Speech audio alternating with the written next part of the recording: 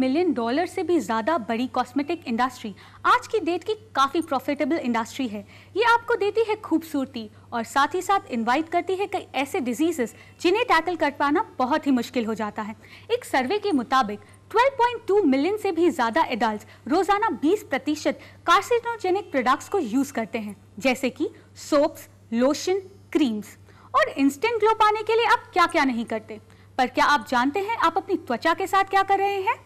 आइए जानते हैं इसी के बारे में आज के हमारे एपिसोड में और मिलते हैं हमारी डॉक्टर प्राची से। Hello doctor. Hello Divya. Doctor साहब, पहले तो मैं ये जानना चाहूँगी कि आज का जो ट्रेंड है या आज का जो माहौल है, it's all about instant things. हमें इंस्टेंट जॉब चाहिए, इंस्टेंट पैसा चाहिए, इंस्टेंट गाड़ी चाहिए, पर ये इंस्टेंट ग्लो हमारे चेहरे पे क्या पॉसिबल है? Yes doctor Divya, you rightly mention that ये ज़माना इंस्टेंट का है। जैसे लोगों को इंस्टेंट तरक्की चाहिए, इंस्टेंट पैसा चाहिए, everything is fast, but they should not forget that your body takes time to react to everything. जी एग्री। जैसे हम स्किन की बात करते हैं, त्वचा की बात करते हैं, जो हमारे स्किन का जो ऊपरी लेयर है, इसे निकलने के लिए ही हमें 3 हफ्ते लगते हैं।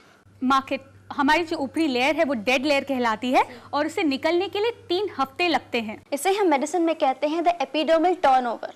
The epidermal turnover of the skin is you can say 21 days.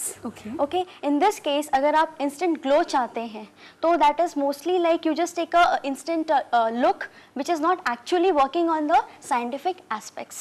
तो इंस्टेंट ग्लो कभी भी साइंटिफिक एस्पेक्ट्स पे वर्क नहीं कर सकता। Ideally, it should not. Mention करना चाहूंगी, इंस्टेंटली वो एज नहीं होना चाहते, एजिंग प्रोसेस नहीं लाना चाहते। Yes. So वो ये भूल जाते हैं कि इंस्टेंट की वजह से उन्हें बहुत सारी बीमारियां भी हो सकती हैं जो उनके स्किन को भी खराब कर सकती हैं। ठीक है, बीमारियां इन द सेंस कि लाइक अगर आप इंस्टेंट कोई क्रीम लगाते हो, आप ये नहीं देखते कि मैंने इसकी पैच टेस्टिंग की है कि नहीं की है।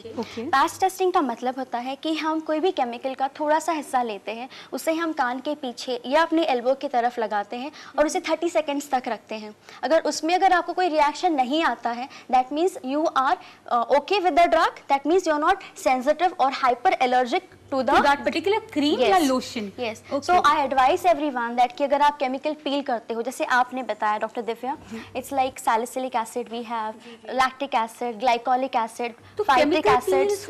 एसिड्स होते हैं ये? जी हाँ, ये एसिड्स होते हैं। ज्यादातर लोगों को ये भी नहीं पता होता है कि हमारे स्किन का जो पीएच होता है वो स्लाइटली एसिडिक होता है, दैट इज 5.5 to 6.5। मगर ये जो पील्स होते हैं ये बहुत ज्यादा एसिडिक होते हैं, in the range of 1 to 3। तो जब भी आप ये पील लगाते हो तो एक हमें ख्याल रखना पड़ता है कि उसके साथ न्यूट्रलाइजर भी यूज करना चाहिए, ताकि हम बैक टू नॉर्मल स्किन के पीएच पर आ जाते हैं। ठीक है। बट मेरा यहाँ पर थोड़ा सा एक कंफ्यूजन जो शायद हमारे व्यूअर्स को भी होगा कि जब आप एसिड अपने स्किन पे अप्लाई कर रहे हैं तो कितने डिग्री चांसेस होते हैं स्किन बर्न होने के, और एक पर्टिकुलर जब हम बात कर रहे हैं ब्यूटी पार्लर्स की, तो वो कितनी ट्रेंड होती है इस टेक्निक पे और कितने कॉमनली हर एक इंसान पे यूज होना चाहिए? Nowadays what happens is like half knowledge is very dangerous. लोगों को बताया जाता है कि पील है, समझो एग्जांपल ले लो, ग्लाइकोलिक पील है, वो कहते हैं कि ये जो है नेचुरल बेस से है, शुगर केन के जूस से बनाया जाता है, बट इसकी प्रोसेसिंग में काफी कुछ you can say some kind of products are used which can be harmful to the skin. Okay, तो नेचुरल कहे जाने वाले पील्स जो शुगर केन जूस से बनाए जाते हैं, जो आपको बताते हैं लोग, वो भी एक्चुअली केमिकल्स ही हैं और काफ़ी एसिडिक होते हैं। तो हमेशा go to a proper consultant या doctor for these kind of procedures. And even if you do a peel, अगर पील आप करते हो किसी पर्सन का, पैच टेस्टिंग सबसे पहले हमें देखना चाहिए। और दूसरी बात है कि इस पर्सन को उसकी ज़रूरत कितनी है। जैसे आप देखेंगे इंडिया का जो स्किन टाइप है, हमारा स्किन टाइप जिसे हम फिट्जपैट्रिक क्लासिफिकेशन ऑफ स्किन में देखते हैं, that is 5 and 6। That means we tan easily and we burn less. तो ये हमारा ओरिजिनल स्किन कलर है, and I think we should be proud to be an Indian with that skin tone, rather than कि हम उसे सफेद करने के पीछे हम गलत तरीके इस्तेमाल करते हैं। बट फेयरनेस और ग्लो में काफ़ी डिफरेंस है, करेक्ट? तो उससे आप क्लैरिफाई करेंगी? मतलब अभी हमने बात की केमिकल पील्स के बारे में, जो हमें शायद 1 या 2 डिग्री लाइटर बनाता है, हमारे स्किन टोन को लाइट करता है, तो ग्लो किस तरह से आता है? फेशियल क्रीम्स जो आजकल आ रही हैं मार्केट में, you have like gold facial, diamond facial, correct? तो उसके बारे में आप हमें कुछ बताइए। सी द कंसेप्ट इज कि like you feel that your tan is removed, that means you got a glow. Okay. अगर आपका टैन हटता है तो आपको ग्लो आता है, ठीक है ना। तो उस हिसाब से आपको केमिकल पील्स है, जैसे आपने कहा कि फेशियल्स आते हैं, गोल्ड फेशियल है, डायमंड फेशियल है, अलग अलग प्रकार के फेशियल्स आते हैं। बट आई थिंक सभी लोगों को पता होगा कि gold and diamond is very costly. Very true. So the processing to make this facial kit may be different. So अगर आप ब्रांडेड प्रोडक्ट्स खरीदते हो तो ठीक है। मैं ऐसा नहीं कहती कि कॉस्मेटिक्स खराब है, कॉस्मेटिक्स अच्छे हैं, बट उनका सही इस्तेमाल होना चाहिए। अगर आप कहते हो कि गोल्ड फेशियल है तो शायद उसमें गोल्ड का इस्तेमाल भी नहीं हो सकता है। दैट्स वेरी ट्रू, क्योंकि गोल्ड का प्राइस इस समय तो आसमान छू रहा है, और उतने में आप बोले कि एक छोटी सी क्रीम की डब्बी जो आपको शायद 100 रुपए में आराम से मार्केट में मिल जाए, उसमें गोल्ड प्रेजेंट है और आप गोल्ड की तरह ग्लो करेंगे। ओके, तो that is just fake promises, what a customer को जो एक फेक प्रोमिसेस दिए जाते हैं वैसे ही है। ऐसे हैं, और के ब्रांडेड प्रोडक्ट्स नहीं हैं। अगर ब्रांडेड है, उसकी टेस्टिंग हुई है, उसके कोई रिजल्ट्स हैं, तो आप कह सकते हो कि हम यूज़ कर सकते हैं। तो फिर वहाँ पे कॉस्ट की बात आती है। जनरली फीमेल्स देखो आप, यू मस्ट बी नोइंग कि लाइक कोई प्रोडक्ट खरीदने जाते हैं, हम 2 प्रोडक्ट रखते हैं, दोनों गोल्ड फेशियल है, मगर अगर एक 50 रुपये भी कम है तो आप definitely you will go for the सस्ता है तो अच्छा है। ये एक इंडियन मेंटालिटी और एक इंडियन कस्टम, जी, सस्ता टिकना है। Very true. इसके अलावा मेकअप में आजकल काफ़ी सारे शिमरी प्रोडक्ट्स आर अवेलेबल, चाहे आप लिपस्टिक्स ले लीजिए, मस्काराज ले लीजिए, सब में शिमर मौजूद है। तो इससे भी क्या हमारी स्किन को कोई हार्म हो सकता है? ज़रूर हो सकता है, क्योंकि शिमर जो होते हैं हमें लगता है कि सभी स्किन टाइप को सूट करेंगे। फिर से मैं स्किन टाइप्स पर आ रही हूँ, क्योंकि ऐसा होता है कि ये जनरल कैटेगरीज में माने जाते हैं। जी, ठीक है। हम ऐसा नहीं कहते कि dark skin should not use shimmer और oily skin should not use shimmer, ऐसा नहीं है। शिमर सबके लिए है, मगर इसका इस्तेमाल करना, क्वान्टिटी में यूज़ करना और डेली यूज़ नहीं करना चाहिए। सो दर्शकों, आप ये चीज़ का बहुत अच्छे से ध्यान रखिए और साथ में गांठ बांध लीजिए कि शिमरी प्रोडक्ट्स को आप डेली यूज़ ना करें, क्योंकि ये आपके लिए काफ़ी हानिकारक हो सकते हैं।